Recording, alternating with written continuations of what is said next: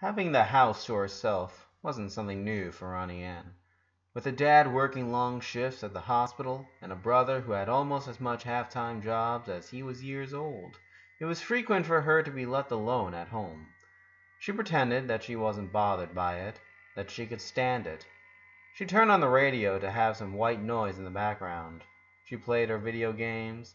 She even went into Bobby's room looking for something to have fun with, or that she could use to blackmail him into taking her to the park or to practice her skateboard moves. When everything else failed, Ronnie Ann's last resource was to do home duties. Take out the trash, wash the dishes, clean her room, even the bathroom if that helped her get distracted, until someone else could come home to keep her company. That morning, she cleaned up the whole living room, the kitchen, and, just in case, her own room. Not because she was bored, but because she was expecting some visits. A visit. Some days had passed, and yet she still couldn't fully accept the idea that Lincoln, one of the very few people she felt close to outside her family, was sick. Dying, in fact. Her throat closed and her eyes stitched every time she thought about it. How could it be? Why? Why him? Why now? She knew that life wasn't fair. If it was, the family picture she had in her room could be more recent, and it would still show her whole family. Even though she was only 11 years old, she was familiar with the cruelty and injustice of real life. To acknowledge it, however, didn't help at all with the emptiness in her core. Lincoln. She had never met someone like him. When she arrived at her new school, she always felt alone.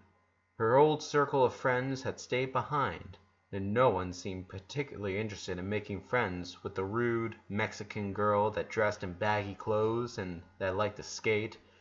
It was their loss, Ronnie Ann told herself.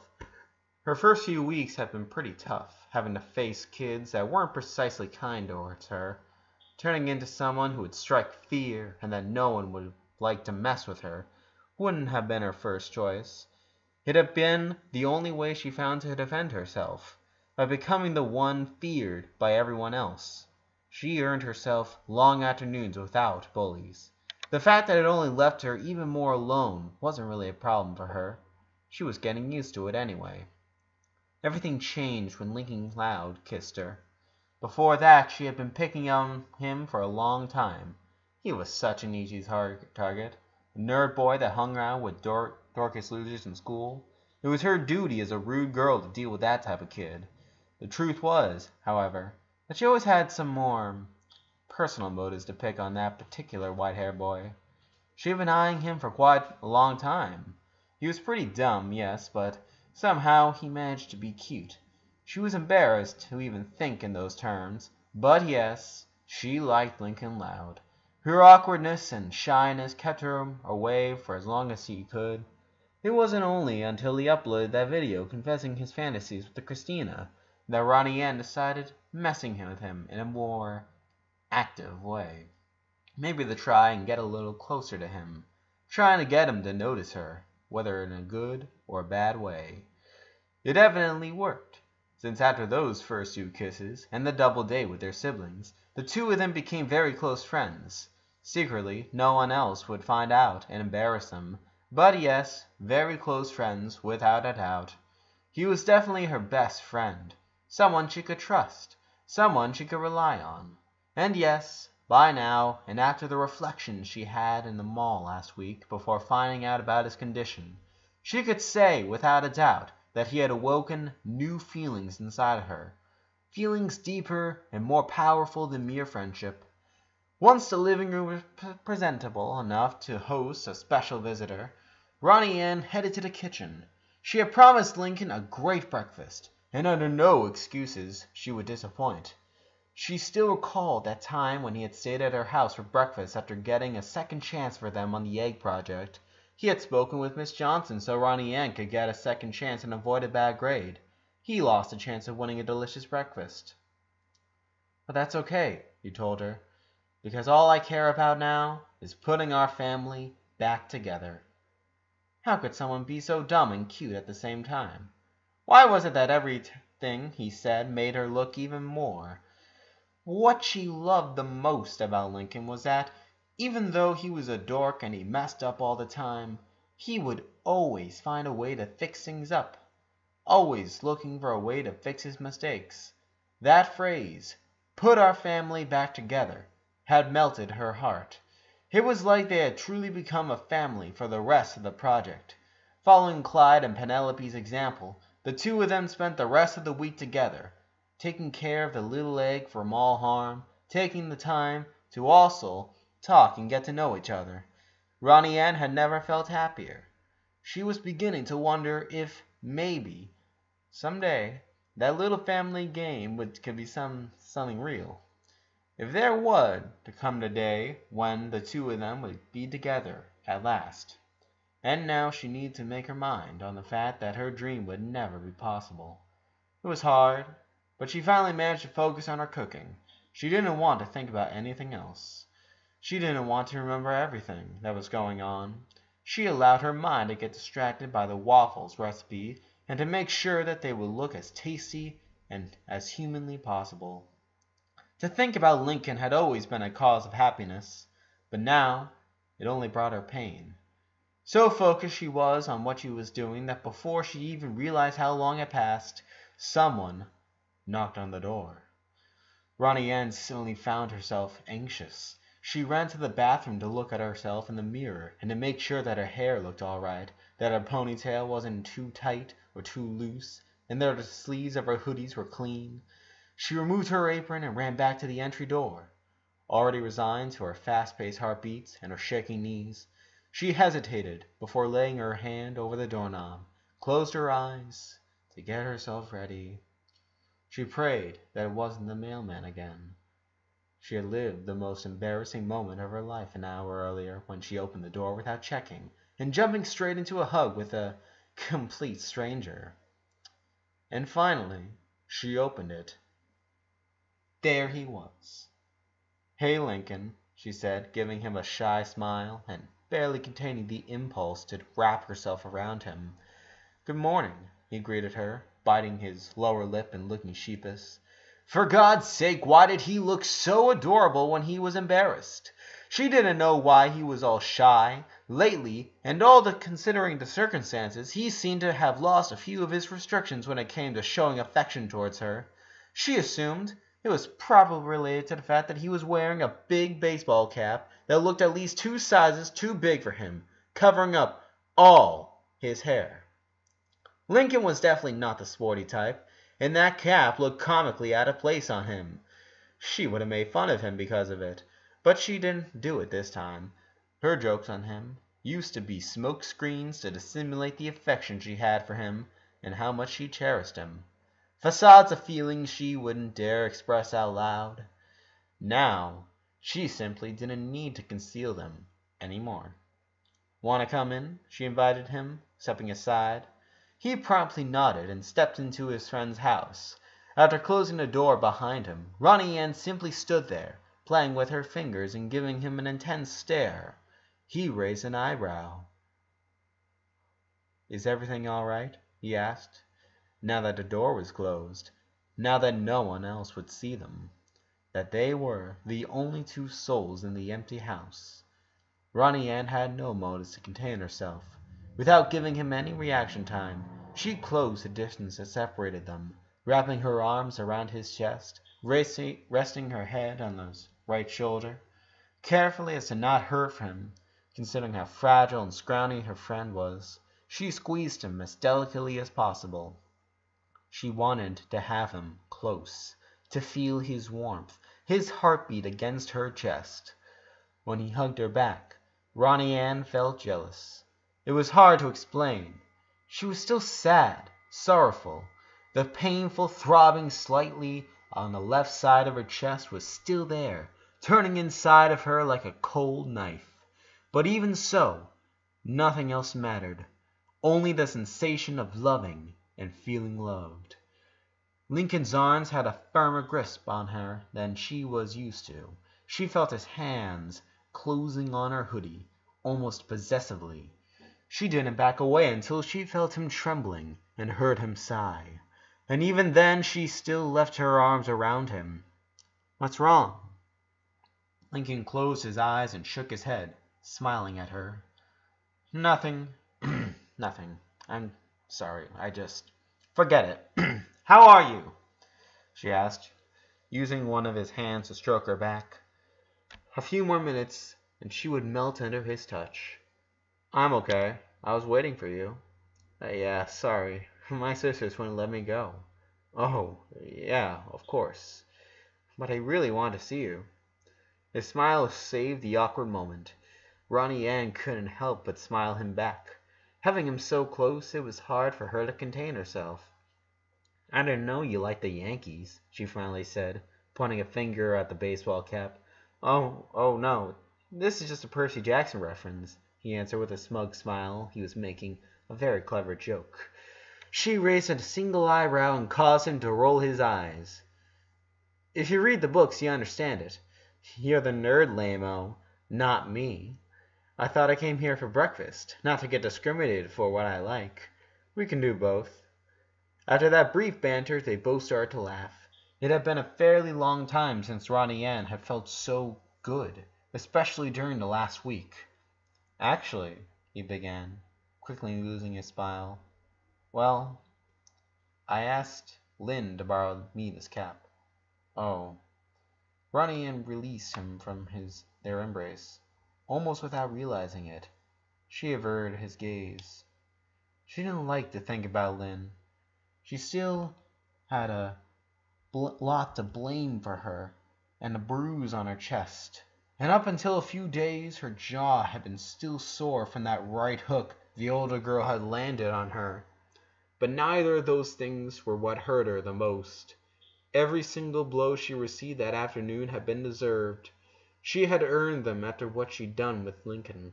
She wasn't even angry at Lynn for beating the crap out of her. The girl was doing what every sister would do for a brother, trying to protect him. She didn't resent her. The wounds would heal soon, but Lynn's last words were still echoing inside Ronnie Ann's mind. She doesn't deserve you. She had spent several nights thinking about those words after the fight. What had she done to deserve someone like Lincoln? She had trouble understanding it. The more she thought about it, the more she felt like she had caused him more trouble and bad moments than happy memories and experiences. Yes, they had spent wonderful afternoons at the arcade, watching movies and simply talking with each other.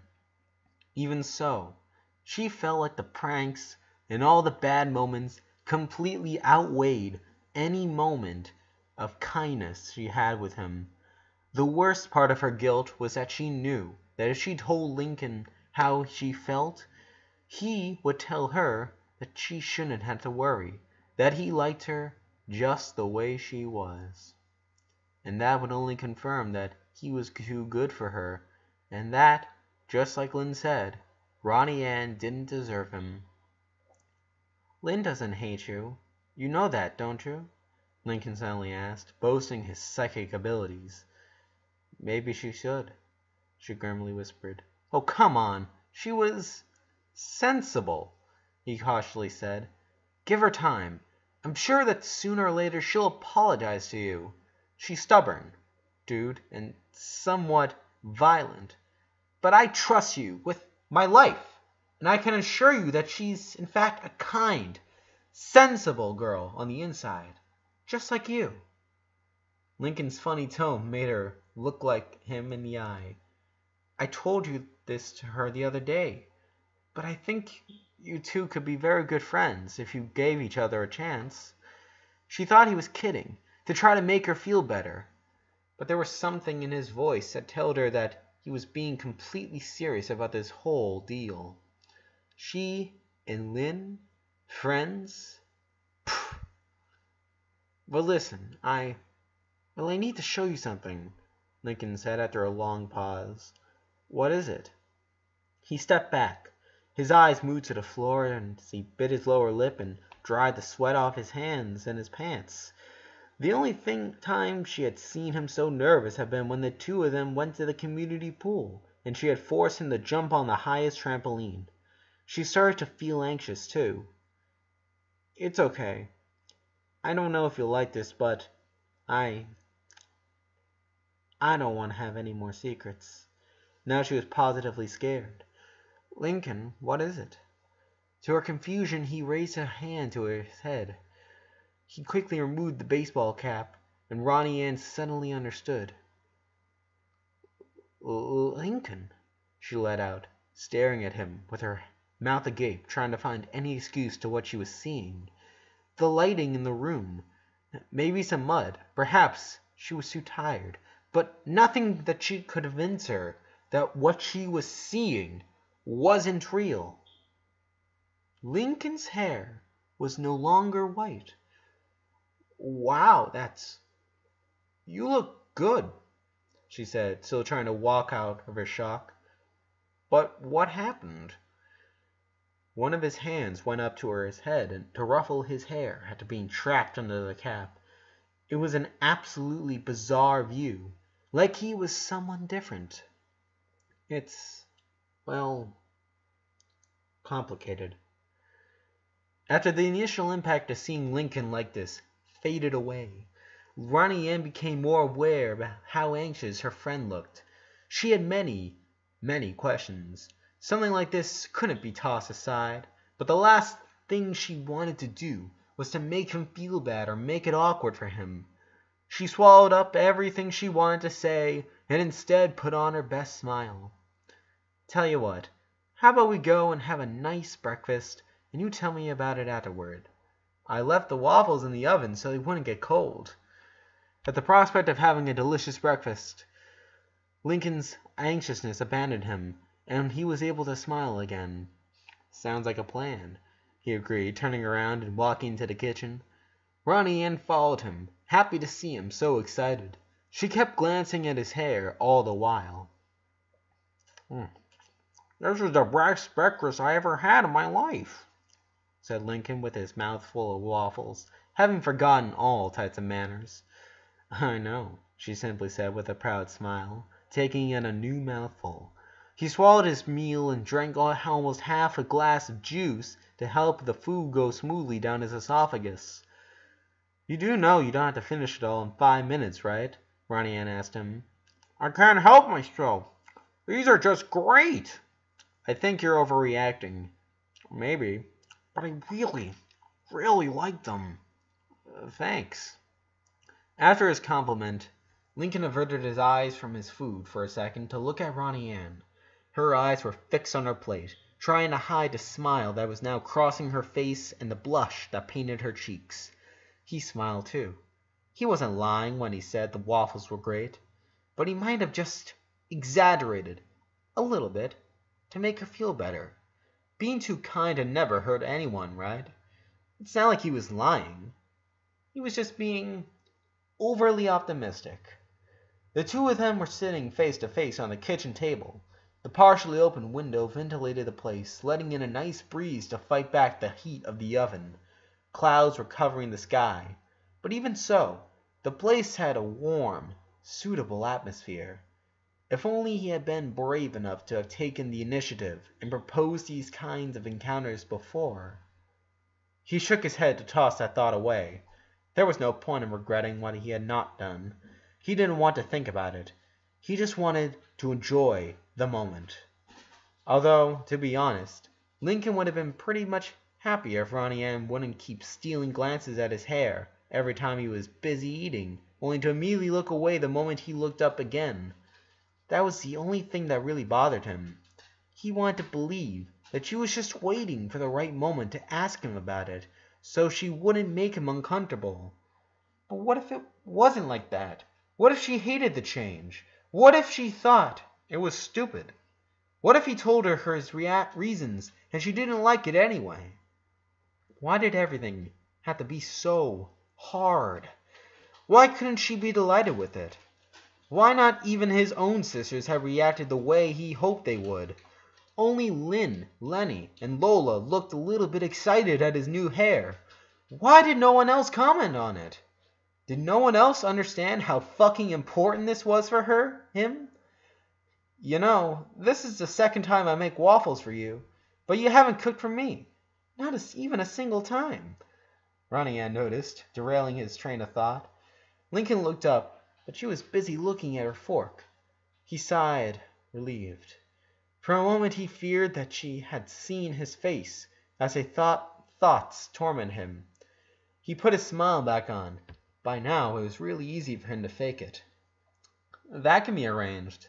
But I'm warning you, after you try my breakfasts, you may stop being so proud of yours, he teased.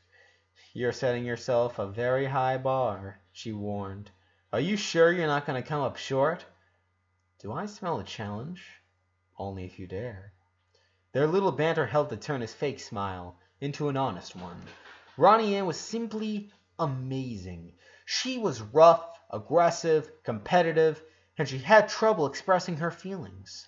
But Lincoln had an older sister just like her, and he knew that if one tried hard enough to see beyond the cover, they'd find themselves face to face with someone worth knowing, someone you could spend some wonderful times with. His mind then remembered a little detail. Ronnie Ann's words reminded him of something. Hey, do you remember Toby? Rochelle? The egg, he said, and they both giggled. What about him? She asked, and Lincoln realized she looked flustered. Oh, nothing.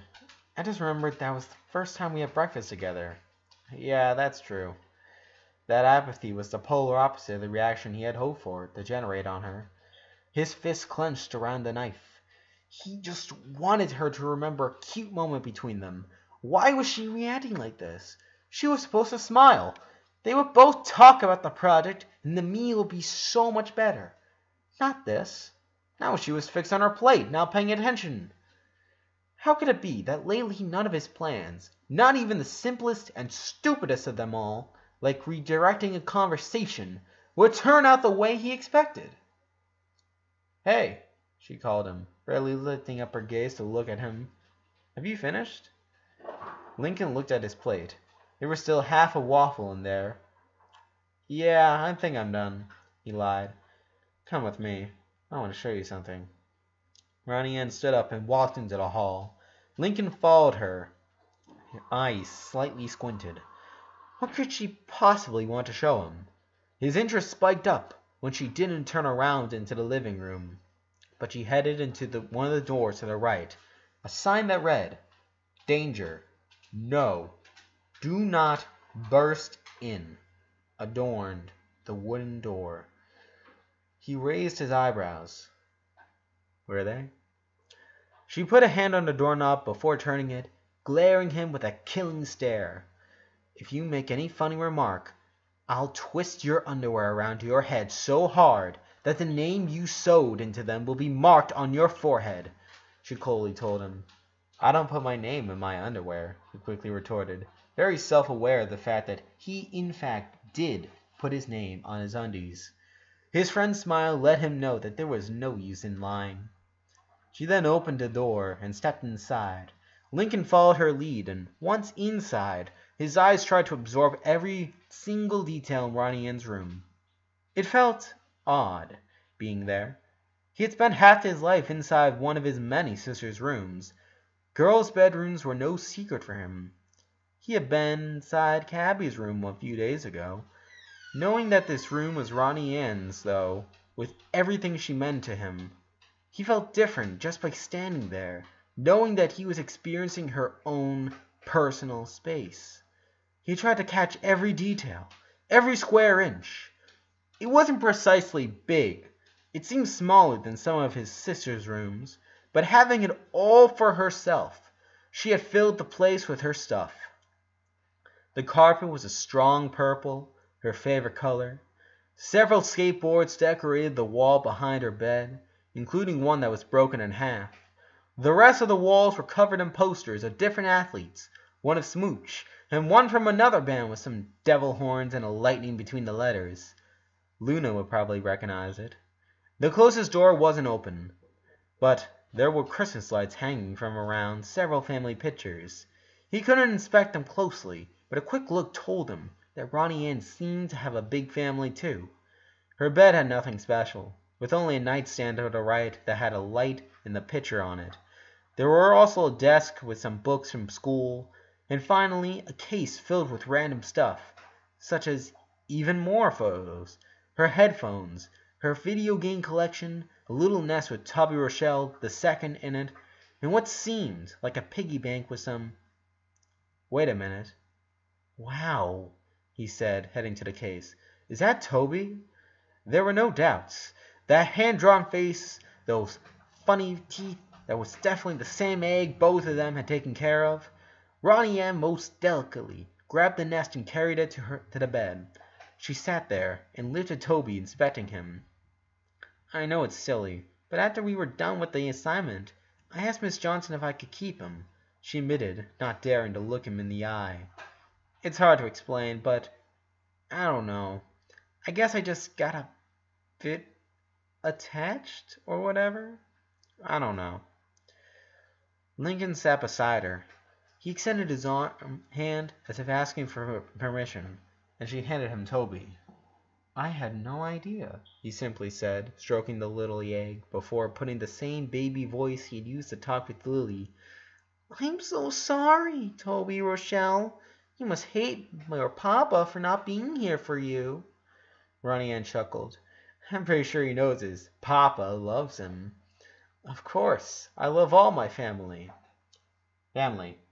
That's how he referred to them long ago.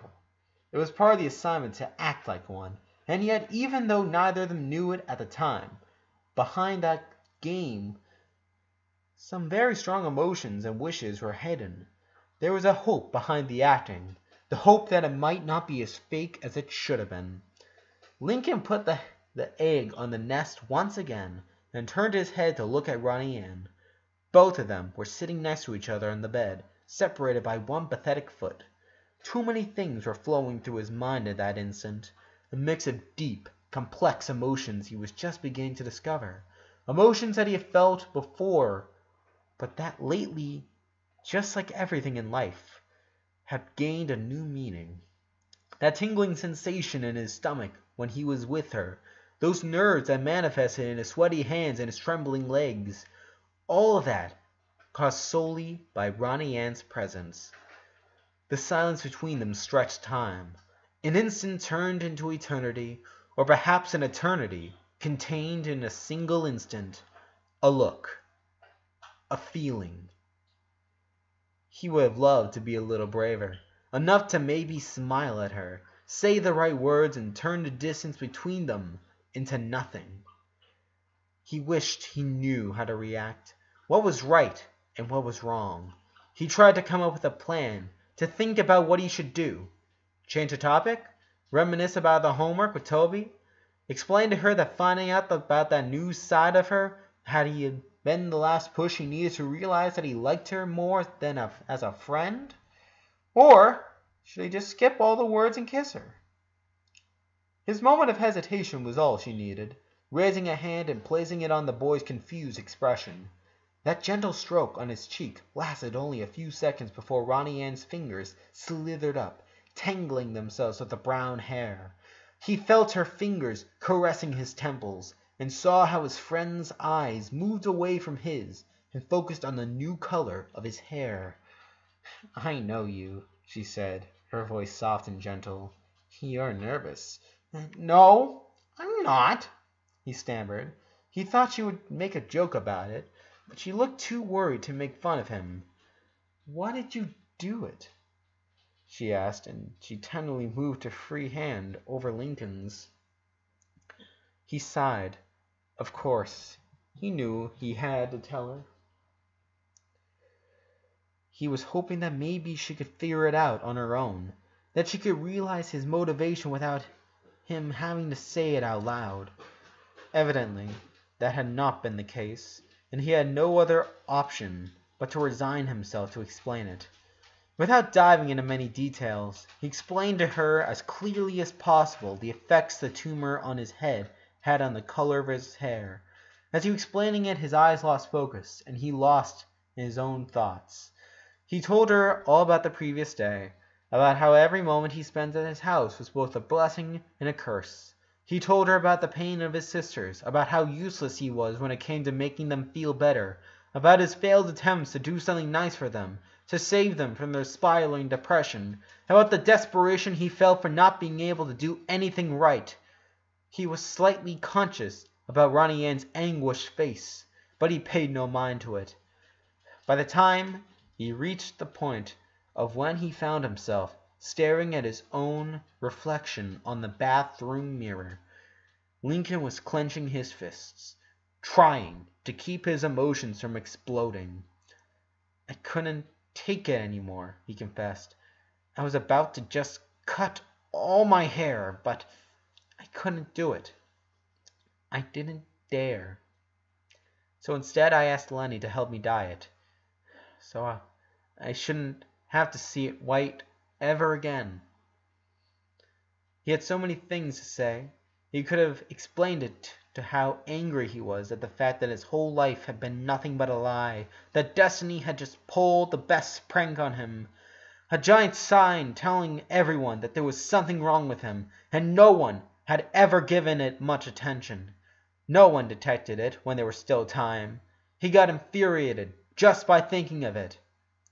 I see, Ronnie Ann said after Lincoln's pause. And how did your sisters react?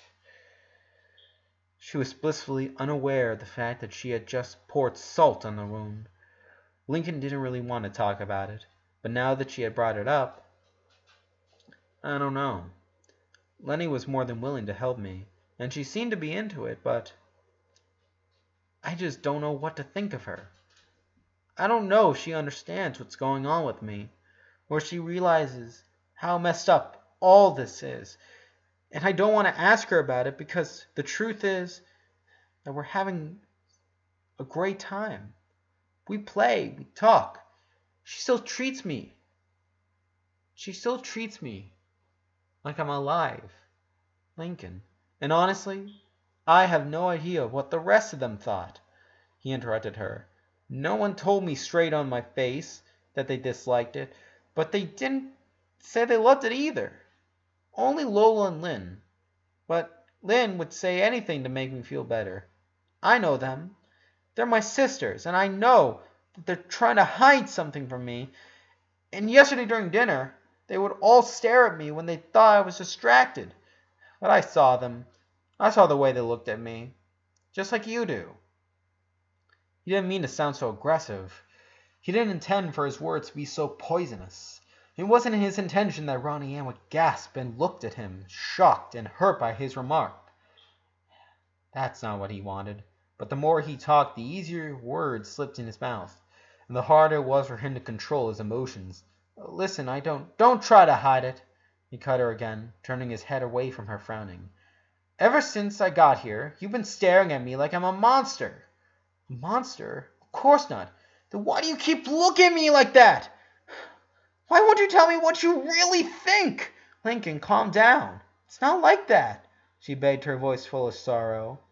He didn't care. He didn't want compassion or fake smiles. This was important for him. The least he deserved was a little bit of honesty. What is it, then? He asked, suddenly jumping up and standing in front of her, staring at her scared figure down below. And for the first time since they met, it was him who intimidated her. Why won't you tell me what you really think?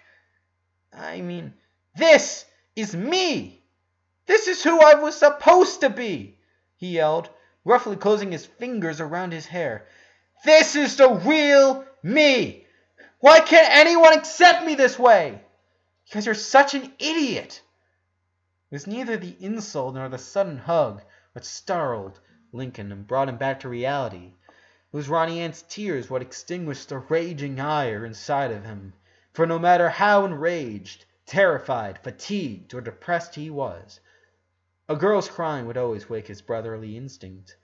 It was only then, when he noticed his agitated breathing and how fast and hard his heart was beating, just like he had run 10 miles. You're wrong, Ronnie Ann said, burying her face in Lincoln's chest, soaking it all over where her eyes would rest. Do you really think this is you? That your hair defines you? You think we like you less because of it? It's not like that. It's not like that, he replied, slightly surprised at her outburst. I told you, I just couldn't stand looking at myself in the mirror and felt like... And to think, he started to feel it. The void inside his chest, the itch in his eyes, the same emptiness that surrounded him every time he was home alone. That same depression that he tried to avoid by keeping himself busy with anything. Pushing that feeling aside required great concentration on his part. A conscious effort to never stop to think and find himself trapped in his own spiral of misery. He didn't think it was possible to feel it around other people. Any type of conversation usually helped to distract him and keep him busy. Happy, sad, angry, anything but that dreadful sensation of feeling a cold grasp around his heart. He shut his eyes, closed, and tried to control his breathing. Not now, please, he pleaded. All this time that white hair, it was all a lie. I thought it made me special, different, but just meant I was sick. Don't you get it? It was all an illusion. My whole life was a lie. You're an idiot, she lied, closing his fists around his shirt, pulling him towards her. A lie? A lie? It was, he said, raising his voice to match hers. Somehow to be mad and scream helped him. It was easier and healthier for him to be angry than to stop thinking about his life. She then pulled back from him and stared at him with her mouth agape and hurt eyes. She let go of him and took a step back, and suddenly it became all the more difficult for him to stay mad at her. So, she began slowly, you and me. Was that a lie too? A professional boxer could have hit him in the face with all his strength, and Lincoln would have hardly reacted any differently than he did after soaking in those words. On the bright side, he wasn't worried about his depression, mortality, or the countdown to his premature end anymore. Those issues were no longer a worry for him. Only Ronnie Ann's words tormented him, and it was hard to determine which hurt the most. I didn't say that, he stammered. Everything we've been through, the things you told me, the things I told you, the laughs, the jokes, the kisses. Are you saying none of that was real? Of course they were real. What about your sisters? All the things you lived with them? Was that a lie too? Don't say that, he said, horrified at her words. It's not like that. It's not... I don't... He couldn't stand looking at her in the eye. He turned around and walked to the nearest wall. He pressed his hands against it like he was the only thing keeping it from falling down. He let his head drop between his arms, looking at the floor. This morning wasn't going nearly close as he had wished it would. By now he shouldn't be surprised that his plans were failing spectacularly, since lately everything he did seemed to turn out horribly wrong.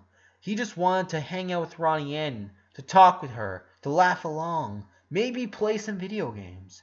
If he was lucky, he would have even tried to fulfill one of his objectives on his bucket list and kiss her. But he never imagined that they would end up having a fight. No one seemed to get angry at him lately. For someone who had grown up in the middle of an endless conflict between siblings, it was strange finding himself out of any type of fight for so long. He didn't know how to feel about Ronnie Ann getting angry at him. Furious or thankful? Lincoln, she called behind him, and now she didn't even sound mad. I can't imagine what you feel and what you're going through your head right now. What you're living right now. I can't even say it. He guessed she was about to cry, and that's why she had stopped. He was about to turn around and go back into his comfort role, leave behind all that was bothering him, and concentrate all of his energy on helping her feel better. That was another way of distracting himself, a strategy he had been using with his sisters every day since this whole deal began. And so far it was working out all right. If he focused himself on making sure that everyone else was right, if he invested all of his energy into bringing some kind of relief to everyone else but him, then maybe he could forget about his own problems, his own fears, worries, and his own desperation for a while. He was ready to turn around and offer her a shoulder to cry on. But she was faster. Lincoln felt her arms closing around his chest from behind. He felt Ronnie Ann's chest against his back, and her forehead pressed against his neck. "This sucks, okay?" she whispered in his ears. "It's terrible, horrible. I wake up every morning and I always think it was just a nightmare. But it never was. But Lincoln, this doesn't mean that everything you lived was in vain. Your family will always love you. Clyde will always remember everything you guys did for the rest of his life. And I'll always remember you too. Always." His arms lost all strength, and they felt limp to his sides. He remained standing on his feet. Ronnie Ann embraced him from behind as he soaked the carpet and the floor, one tear at a time. They were like that for God only knows how long, until her arms made him turn around in his place so they would be face to face. Both of them looked terrible, with their bloodshot eyes and damp cheeks. He instinctively raised a hand and wiped a tear away from her eye. She closed her eyes for a second and leaned her head against his hand, prolonging the contact. When her eyelids opened again, it was time to raise a hand and guide it towards her friend's hair, playing with the lock of it. "I'm not mad that you dyed your hair. I think it looks kind of cute," she finally said. "I'm just worried that you say that this is the real Lincoln, because that's not true at all. The real Lincoln isn't here." Her fingers let go of the small lock of his brown hair and slithered down his face, gently caressing his cheek, his chin, his neck, and finally resting on his chest. "It's right here." This time he was the one that pulled her into a new hug.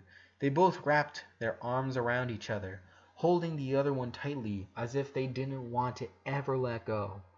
Lincoln had to use all his strength to avoid breaking down into a weeping crying, and he barely managed to do so. At some point she guided him onto the bed, and there they stayed, embraced together, until he calmed down a bit. "I'm sorry," he apologized, breaking their union just enough for him to use his forearm to wipe his eyes. "I'm so sorry. I didn't want to. It's okay," she told him, following his lead and using her hoodie to dry her cheeks. "You don't need to." "Yes, I do. All this. What am I going through isn't an excuse to treat like I did. You're wonderful. But you're still human, Lincoln. You have the right to be mad. Not at you. If you don't stop apologizing, I'll give you a painful reason to be mad at me." He couldn't stop the grin to appearing on his face. "Ronnie Ann, I'm really glad to be your friend." "Me too," his smile spreading on her as well. They were still less than 10 inches away, their arms holding each other, enjoying every second of contact. His mood haltingly started to improve. Having screamed, cried, and pardoned, as strange as it sounds, had drained his energies, and therefore calmed him down in the end. He still felt his heart numb, but somehow there was a little weight off his shoulder. Ronnie Ann's hands released him as he moved until they were over his, interlacing their fingers together, their gazes meeting mid-air. "It makes me happy to know that I'm your friend," she repeated. "Up until just a few days ago, that was all I wanted, all I was willing to accept. But now, I don't know if I can settle for just that. Lincoln gulped, and his drool went down his throat like he had just swallowed a piece of a meteor. Even with this flood of mind, all the stress he was carrying on, and the fact that he wasn't the sharpest tool in the shed, she was still able to understand what she meant. Ronnie Ann, what do you feel? She interrupted him. For me. Had his hands been free, he would have scratched the back of his head, but Ronnie Ann had quite a firm grasp on him, and she didn't seem like she was willing to let him go. What did he feel about her? That was a big question. Not so much before the answer's complexity.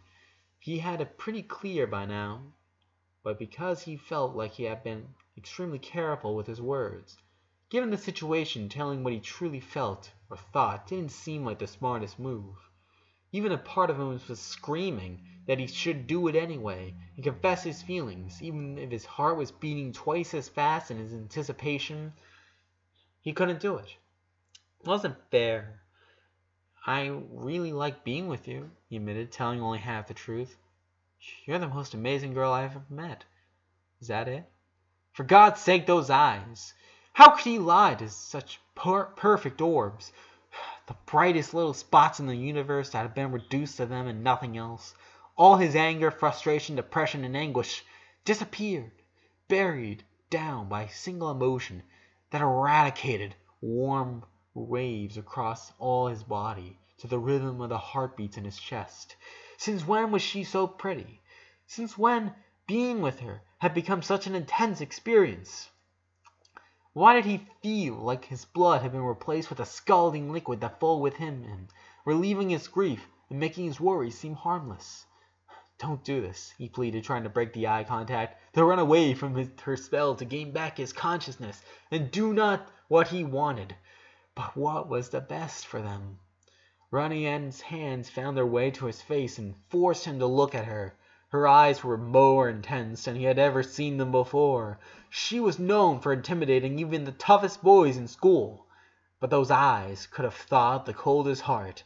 She pursed her lips for a second, setting up a bomb. And when she dropped, it was all over for Lincoln. I love you. 3 words he had heard a million times before. His whole family kept saying that to him. Lori, Lynn, and Lucy were the most reluctant to speak to him on those terms, but they couldn't go longer than a few days without looking for an excuse to let him know just how much they loved him. It was such a commonly used phrase that he thought it might have lost the weight it was supposed to carry. If that was the case, hearing it coming from Ronnie Ann changed his mind. It helped him rediscover the power behind 3 words, 8 letters, less than a second to say them, but they were enough to cause a permanent impact to anyone on the receiving end. He was dumbstruck. He didn't know how to answer, not even how to react. They had never been so open about their feelings. They always tried to hide them, conceal them behind uninterested attitudes, behind teasing banters that had no other motive than to keep pretending that they didn't really love each other. He couldn't count on a hand how many times they had felt more comfortable enough to show that each other a bit more than they were willing to admit in public. Not even in their most intimate moments, however, had either of them been so brave to dare say that word, love, to say that was a direct attack against the false masquerade that had been set up throughout the relationship. It meant they were willing to bury the farce that they were just friends who enjoyed each other's company. How could he answer to such a declaration? Ronnie Ann? I love you, Lincoln, she said, every syllable drenched with emotion. I never told you because, I don't know, I didn't even think I was ready to accept it. But I love you, and I can't keep it to myself anymore. Wow. I mean, don't you feel the same? She asked, interrupting his attempts to formulate a coherent sentence. He wanted to escape that predicament. He wanted to come up with a clever answer that would give him the time to recover from the emotional impact in this conversation. He wanted to play it down, but Ronnie Ann was expecting look at him, waiting for an answer, and he just couldn't lie to her. Yes, I love you too. The huge grin on her face was almost as relieving as the sensation of feeling that the weight of the world no longer rested on his shoulders. He didn't know just how much he needed to confess his true feelings to ease his consciousness. He didn't even know he wanted to admit it so bad. It was the same sensation he felt when he finally told her mom the truth about what happened to her novel. Telling the truth after so long felt amazing. Even so, a big part of him was still reluctant to this whole deal. Ronnie Ann, I love you, but this isn't right, he said almost in a whisper, his head turning away from him. Why not? Because it's not fair. Her hand grabbed him by his chin and moved him back to face her. Explain. Lincoln sighed. Now that they were being honest with each other, she deserved to know what he truly felt. Look, I felt like this for you for a long time, okay? Long, long time. When you almost moved to the big city, I realized that I loved you in a different way than I loved Clyde or Liam, or even Christina and Paige. Paige? Who the hell is Paige? Asked Ronnie Ann, squinting her eyes. My point is that you become a special someone for me, he immediately continued. But what? It's just that I never had the guts to ask you to be my girlfriend, okay? He finally admitted, opening up his eyes and glaring at her. It was her fault that he was telling her all this. I was afraid that you would tell me that you only liked me as a friend, and I didn't want to ruin our relationship. And you never said anything, ever. You said that you liked reproaching me, she defended herself, her eyebrows pursued in an angry gesture. You know I have trouble sharing how I feel. I'm not the best for showcasing my feelings, you know. And I know I don't want to ruin what we had, because I just loved it the way we were. That's my point, he pointed out. Neither of us wanted to take this to the next level. We didn't want to take it further. And now just because I'm dying, we decide it's a good time to say we love each other? That can't be right. We can't just become a thing only because I'm sick. It's stupid. Ronnie Ann suddenly stroked Lincoln's right cheek. It was like a bucket of cold water had been dropped on him. The boy's eyes, which had lost their focus seconds ago and were looking at nothing, were drawn back to her face, and a sense of embarrassment invaded him. He almost went blind with rage again, unloading his pent-up frustrations on her. If she hadn't calmed down with that simple, tender gesture, he wouldn't have started to yell at her for no reason. Lincoln was worried. He couldn't keep acting like that. That was almost the third time that morning in which he had lost control. Why was he going through this lately? He had almost gotten really angry at the twins the day before, and he wasn't proud at all for that. He was starting to feel almost on edge. He looked anxiously. Everything seemed to be a trigger for him. That was not the Lincoln Loud he wanted to be, and the thought scared him. Especially because the last thing he wanted was to make the people he loved suffer for him. He closed his eyes and took deep breaths, trying to chill out. Without him realizing it, his right hand moved and placed it over the hand Ronnie Ann still had on his cheek. His fingers began drawing circles on the back of her palm, and ever so slowly he managed to relax. I'm sorry, he said again, his eyes still closed. Don't worry, I understand. He opened up his eyes and saw how worried his friend looked, but he could also see on her face that she was there for him, that she really understood him. Lincoln, you're overthinking this, she calmly told him with a shy smile. You're trying to find some logic to all this. You're wondering if it's okay for us to say all these things now, if we didn't do it before. If it's appropriate to do this knowing what's going to happen. And I know you're probably thinking whether this is for the best of me instead of us. He muffled a snicker, but he smiled nonetheless. Guilty as charged, he clumsily admitted, and both of them giggled at his dorkiness. But listen, stop thinking so much, okay? Don't look for a logic behind this. Don't try to think of what's best for or what do you feel like you have to do for other people. I think you owe yourself to do what you feel. So just forget about everything. Forget your condition. Forget the future. Forget everything. Don't think. Just tell me, here and now. What do you feel? Everything. Lincoln felt an infinite amount of emotions. Desperation and anger for knowing he was going to die soon. Deception for his behavior over the last couple of days. A huge anguish for thinking about all the chances he missed to be with Ronnie Ann without having to reach that point.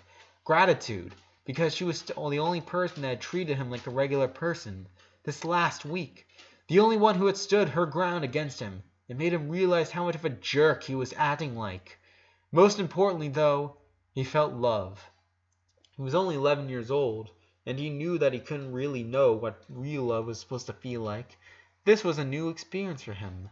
But whether it was love or not, there was no denying that what he felt for Ronnie Ann was something incredibly powerful. I feel that I love you too, he honestly answered. Looking directly at her eyes, he could see something starting to glow with the moisture of tears getting ready to fall as she quickly blinked to allay them. And tell me, Lamo, would you like to be my boyfriend? She asked with the warmest smile he had ever seen. He kept staring at her. He found it funny that it was her who asked him to be her boyfriend, although that certainly summarized their whole dynamic. All those thoughts were tossed aside as soon as he once again began to consider all the implications this would have with what little time he had left. Don't think, she reminded him. Just say what you feel. It was hard to follow that advice. What good could it possibly do to become an item if the relationship couldn't last more than a month? What was the purpose of that? His rational part was screaming at him that it was a bad idea, almost like pouring salt on the wound. His mind said no. Lincoln decided to follow Ronnie Ann's advice, and for once he listened not to his head, but to his heart. And just by feeling the thundering beats inside his chest, he knew the answer. Yes, he said with a goofy smile. I'd like to be your boyfriend. That'd be cool. No. His girlfriend laughed at just how adorable and dumb he could be. With teary eyes, she hugged him once again, pressing her face into the crook of Lincoln's neck. He wrapped his arms around her, and he had to admit, after all, listening to his heart felt good, really good. The die was cast. He had to make a decision he couldn't take back now. For better or worse, the truth had been revealed, their feelings exposed, received and reciprocated. Whether that had been the best decision of his life or his worst mistake, he didn't know. The only thing he knew was that he had not lied when he said Ronnie Ann was a very important part of his life, and that even though he wasn't sure if it was love or not, what he felt for her was such an intense emotion that he didn't think he would regret accepting. Holding her in her arms, Lincoln stopped feeling weak and miserable. He no longer felt that terrible pressure in his chest, nor had he heard that annoying voice inside his head reminding him the hands on the clock he carried on his wrist were still moving, and what that meant for him. The only thing that mattered was the scent of shampoo on his girlfriend's hair, her breathing on his neck, and the 2 fingers she was using to play with a lock of his brown hair. It was only then when he finally understood what people meant when they talked about their better half, because being there with Ronnie Ann, he realized that she completed him. He almost felt bad when she moved away from him long enough to look at him. When their eyes met, it was like tender caressing, like their souls were touching, and as soon as her eyes darted barely down onto his lips, he knew what to do. You were right. The other day at the mall, he said, forcing her to look up once more. About what? I never asked before I kissed you. Should I fix that? She laughed and moved her head forward, pressing her forehead against his, their noses touching. It was fantastic that even in moments like the one, they could find motives to laugh and tease the other one. I don't know. So far it's been working for you, she answered. Besides, let's be honest. She carefully turned her head, and ever so slowly she found the right angle. One of Lincoln's hands moved all the way from her waist to her neck, resting behind her head, ready to keep her locked in place until kingdom come, if he had to. They both closed their eyes and just waited, holding their breath. Lincoln felt the painfully slow advance of his girlfriend until their lips were at their limit of what could be considered separate. And when she spoke, it was like she was whispering inside of him. You already know my answer. She moved one final bit and their lips met on the first kiss as a couple. Every single one of the 3 kisses the young kids had shared before, that one had been special and wonderful in one way or another. But they had nothing on this 4th kiss. Both of them were totally immersed in it, enjoying the soft touch of their lips. Every neuron in his brain was focused on the task of getting all the details of Ronnie Yen's mouth against his, feeling how their lips locked perfectly. The warm sensation on his chest returned with the strength of a radiant sun. The reunion is the epicenter of the universe. He was still discovering new sensations, emotions he never experienced before, like a tingle that shook his whole body. It felt like all the cells were charged with energy, not knowing what to do with the rest of his body. He only managed to raise the soft pressure of his hands, one on her neck and one on his waist, of his brand new girlfriend. He felt her exhaling a sigh caught in their kiss, and that made him love her even more. As soon as it began, it was over, and both kids had to pull back to catch their breath and to recover from the intense experience. Or at least that's what he tried to do. But his lungs had barely changed the air, and Ronnie Ann charged back, her arms going around his neck and sealing her lips against his. Lincoln was taken aback once more. He wasn't prepared for a second kiss so soon after the first one. Didn't he need a pause between kisses? His inexperience didn't help. But after a second of doubt, he surrendered to his happiness and pleasure he felt by being so close to her. If that's what she wanted, he was more than willing to comply. His girlfriend's warmth surrounded him, and her kisses sweetened with the waffles caramel became a temptation he couldn't resist. Without thinking, all his effort was put into attacking her lower lip, seizing it between his own and giving it as much love as he could. When he felt Ronnie Ann's fingers closing around his hair, he realized he was doing something right. And honest to God, he did feel right. They ran out of breath once again. But this time, they barely interrupted their kiss, just long enough to breathe and as much as they could. And then they resumed their passionate dance. After a few minutes, Lincoln noticed how his face got damp with Ronnie Ann's tears. He couldn't know what was going through her mind at the moment, but he imagined that she probably had a mess of emotions inside of her, just like he did. Instead of moving away from her, he just kissed her and more desperately. His lips pressed harder against hers, and his hands stopped being so static and pulled her in against him. Her answer was immediate. She doubled up her assault on his senses, with a thirst for his love that would have immediately intimidated him in any other context. At the moment, as he fell behind her in the bed due to her passion, and her lips kept taking him to places he never knew existed, Lincoln decided that he was more than ready to face anything just to show his girlfriend how much he loved her. "Okay," said Lincoln, using Lynn's baseball cap to wipe away the sweat on his forehead. "Are you ready?" He turned his head to look at Ronnie Ann. Her face was white, her eyes lost in the nothingness, and she was squeezing Lincoln's hand so hard.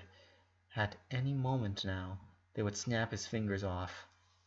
"Of course," she said, gulping and turning to look at him. "Are you?" "Not at all." "So what do we do?" "We just accept whatever happens." She didn't seem particularly delighted by that answer, but she knew that there was no way to get around this. They both breathed in, puffed their chest, and got ready for one of the scariest moments of their lives. With one last look at his partner, Lincoln finally opened the front door of his house, and they marched in. They knew what they were exposing themselves to, walking inside, holding hands, but one of the many things they talked about throughout their morning was that they didn't want to have a secret relationship. No more. They wanted the whole world to know that they were together, because they didn't have anything to hide. That came with a little inconvenience, but if they were lucky, they might reach Lincoln's room without being spotted. And once they could— "Lincoln!" Lana called out his name the moment he crossed the door, and just like that, their hopes of reaching upstairs without being seen were lost. Lincoln resignedly turned to his left, only to find that all his sisters, sans Lisa, Luna, and Luann, were in the living room. Lenny, Lori, and Lynn were on the couch, apparently watching TV. Lola was sitting on the floor against their legs, hugging her knees. Lucy was laying on the individual sofa staring at the roof. Lily was playing with her blocks on the floor, and Lana was running at them, ready to jump into a koala hug. The little plumber stopped dead in her tracks when she spotted Ronnie Ann. The rest of the girls, after hearing that her brother had returned, almost snapped to their necks with how fast their heads moved, and they were all shocked to see him holding hands with a girl. And not just any girl. Lincoln and Ronnie Ann and just stood there, waiting as all the other girls got to their feet and slowly approached him, stopping just 10 feet away from them. Most of them looked confused. Lenny was the only one openly smiling. Lori tried to do the same, but her red eyes told Lincoln that she wasn't ready to smile just yet. The once white-haired boy saw in the corner of his eye that Ronnie Ann looked away and squeezed his hand tighter, and he quickly realized that Lynn was shooting daggers with her gaze at his girlfriend. After a pregnant silence, Luann came walking from the kitchen, wearing a cream-stained apron. "Did someone say Lynn?" she began, stopping deadpan mid-sentence, just as his sisters, when they saw her little brother and the girl standing right next to him. The silence returned, and Lincoln began to feel his nerves boiling up inside of him, crackling like a fireplace, threatening to set everything on fire. He knew what was about to happen, and that terrified him. It was inevitable, though, and he decided that the best thing to do was to just go there as fast as possible. Guys," he began, sweat coming down his forehead, "let me introduce you to Ronnie Ann. Lincoln." "We know who she is," said Lola, all the love and sadness of her eyes tossed aside for a moment so she could talk to him like he was an idiot. He loved hearing her like that again. "Yeah, I know, but Ronnie Ann squeezed his hand again, and when he looked back at her, he realized she was giving him a shy smile. "Well, now she's my girlfriend." He knew what would happen. He feared it. His anxiousness was caused because he knew what was going to happen after his confession. Knowing what he was walking into, though, didn't help him at all when a minute later, after a deathly silence, the 8 girls started to let out unrestrained shrieks and squeals. It sounded like a flock of eagles roaring as they went down against a poor defenseless rabbit, only to hear their screech was longer, louder, and way more powerful than his ears. He and his girlfriend just looked at each other with a resigned, worn smile as the girls bounced on the floor, ran in circles, raised their arms in the air, and basically acted like the insane girls they were.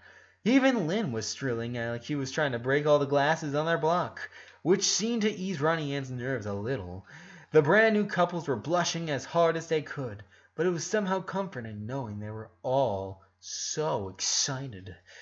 It wasn't until they ran out of air for the 3rd time, the first 2 times they just breathed in before resuming, that they ran against the 2 kids, grabbed them by their arms, and dragged them unceremoniously to the couch, where they were dropped before them, sitting in front of them with goofy smiles across their faces and excited eyes. It was time for the interrogation to begin. "Oh, gosh, tell us!" said Lenny, barely containing her emotions. "Tell you what?" asked Lynn. "Everything!" The twins squealed at the same time, that their eyes glowed like a 4-star constellation. He nervously laughed and scared a very embarrassed look with his girlfriend. He was now more than willing to tell them about how they realized that they loved each other, but he didn't want to have to tell them all the details about each kiss like he knew they asked him to. "Well, we can't tell you everything," Hurley said, feeling his cheeks getting warmer. "He's embarrassed," Lynn pointed out with a wicked smile. "That means that something big literally happened," added Lori, shaking with excitement. "Now we need you to tell us everything." After a new outburst from them all, his sisters started talking and asking questions at the same time, drowning them in an ocean of confusion. Lincoln and Ronnie Ann exchanged a new look, and after he raised his eyebrows and rolled his eyes, they both started to laugh, coyly at first, raising their volume soon enough. And they're laughing together, said Luann with a dreamy tone. They're so cute! Squealed Lenny. Okay. Stop, ordered Laurie with a big smile, and everyone shut up. Lincoln, go upstairs and bring Luna. She cannot miss this. Why me? Because we want to talk with our sister-in-law. They all nodded, agreeing with Laurie's plan. Ronnie Ann desperately looked at him, begging him to stay with her. Fair enough, he said, though standing up. Fair enough? She approached him, not believing what he just heard. You both know we don't have a saying in this. He excused himself, still holding her hand. The sooner we're done here, the sooner we can go to my room and... Your room! Lynn screamed, and she and the rest of the older sisters began to giggle. And read comics! Read! He finished with his face as red as Lynn's shorts. With one last apologetic look on Ronnie Ann, he finally let go of her hand and walked into the stairs. The silence, once he got to the first floor, helped him ease his thoughts. He consciously decided to walk slowly, moving like a snail, just so he could have some extra moments to think. This whole situation was too weird. It wasn't even noon, yet all the things that had happened in the few hours since he woke up were so big and important that it seemed to have happened. Seemed like a lot more time was passed. That couple of hours he spent at Ronnie Ann's house have been some of the happiest of his whole life. He had managed to completely forget he was dying for a little while. He felt more alive than ever. And now, back at his home, being with his sisters, that sense of fullness and happiness was extinguished like a candle flame trapped in a sealed bottle, fighting against the lack of oxygen, trying to resist but fading away with each passing second. Laurie's eyes had been pretty eloquent. His elder sister had been crying, and he just knew that he hadn't been the only one. They were all waiting for him in the living room, and how he had found them spoke a lot about their emotional state. Lynn sitting on the couch without any balls to play with. Lola kneeling on the dirty carpet with no makeup nor teacups. He knew them, and seeing them like that hurt him like hell. He just wanted to see them happy. He knew he was asking too much. He knew it. He wasn't stupid, but he just couldn't stand seeing them like that. He needed them to be strong for him, to help him go through this. But none of them were ready for such a Herculean task. His moment of reflection came to an end when he found himself facing Luna's bedroom door. He knocked a couple times, but after hearing no answer, he decided to go in anyway. Luna? He called for her, peeking his head inside. What he saw was hopeful and somber at the same time. On one hand, Lincoln found himself looking at his older sister sitting on her desk against a window, the one she used to make her music, and she was wearing her headphones. He couldn't help but be happy to see her listening to music again. After that night when she smashed her guitar against the floor, Lincoln hadn't heard her playing an instrument or listening to music. It was nice seeing her go back to her favorite hobby, but it was also depressing to see her hunched over, her face hidden behind her hands, with several tissues on her desk. He sighed and cleared his mind. He couldn't be depressed right now. He couldn't allow himself to be weak if one of his sisters needed him. He had to be there for her. He walked closer until he was right next to her. She didn't listen to him. In her closed eyes, she didn't see him either. The loud music got to Lincoln, even though she wasn't wearing headphones. What he heard wasn't exactly pleasant. How can you just walk away from me when all I see is what you leave? 'Cause we shared the laughter and the pain, and even shared the tears. You're the only one who really knew me at all.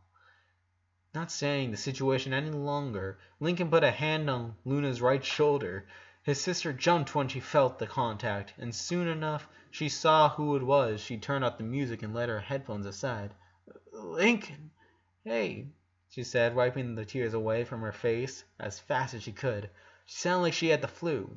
I didn't hear you come. When did you get back home? How are you? He asked, ignoring her words.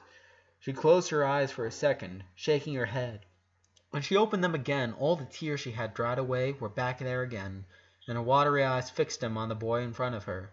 Without any need for words, Lincoln hugged his sister, who quickly grabbed him and sat him on her lap, embracing him against her like she didn't want him to let go.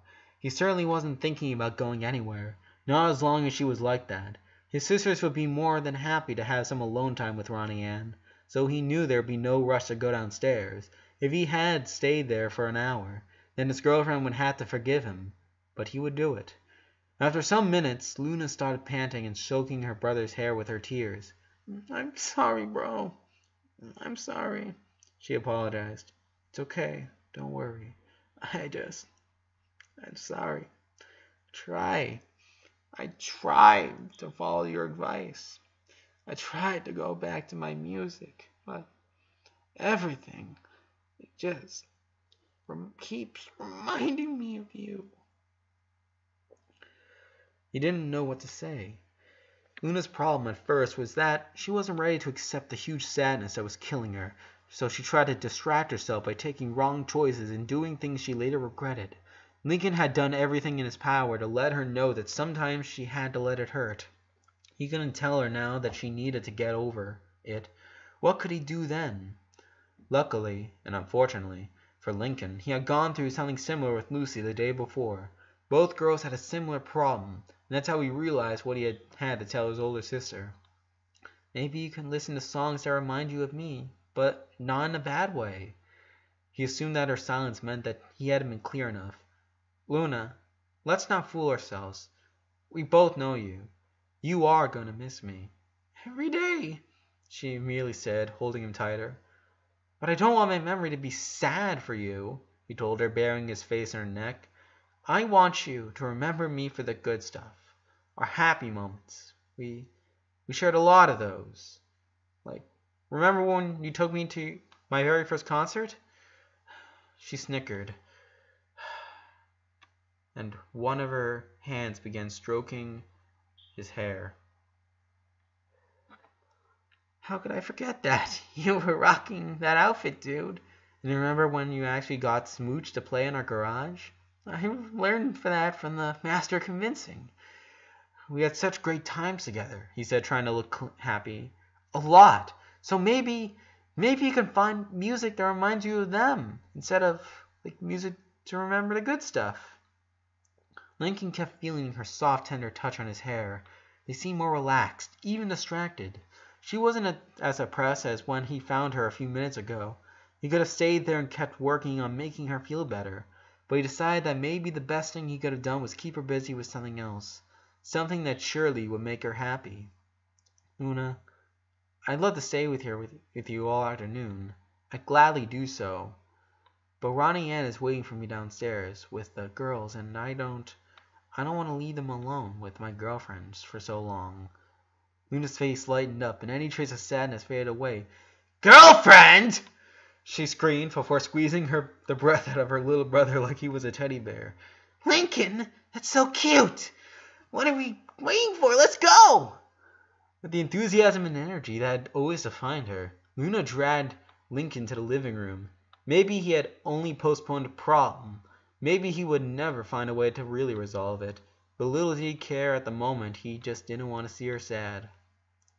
After a long interrogation that was extended until Lynn Sr. came home to have lunch with his family, Lincoln and Ronnie Ann received the blessing from all louds. It wasn't like they feared they wouldn't, though, since his sister's attitude had always been pretty positive. It was really embarrassing for the two kids to have to tell them all about their kisses, not only the ones they had on the day, but also the first three too, and to say out loud just how much they loved each other. It was even worse when Lola asked them if they could kiss again in front of them, although they didn't need to be told twice.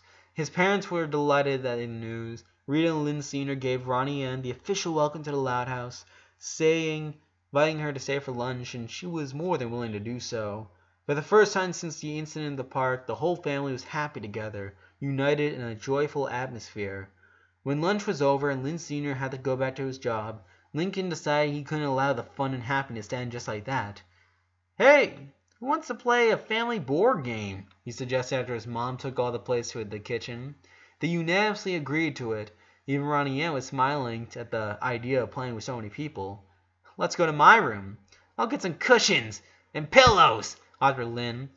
And I'll make some snacks, said Lola. Even she had learned how to read cooking books, and she loved baking cookies for herself and the rest of the family. Nothing would stop her from impressing her sister-in-law. Lincoln, you choose the game while he sets up everything, okay? Ronnie Ann, come with me. Luann grabbed Ronnie Ann by her arm and took her to Laurie's room. The rest of the girls followed her suit, leaving Lincoln behind in the dining room. He smiled, seeing how his whole family was definitely trying their best to stay happy, at least for a little while. He went to the case where they stored all their board games. Instead of choosing one, they could grab 4 boxes. Why sell with one if they could spend all afternoon together?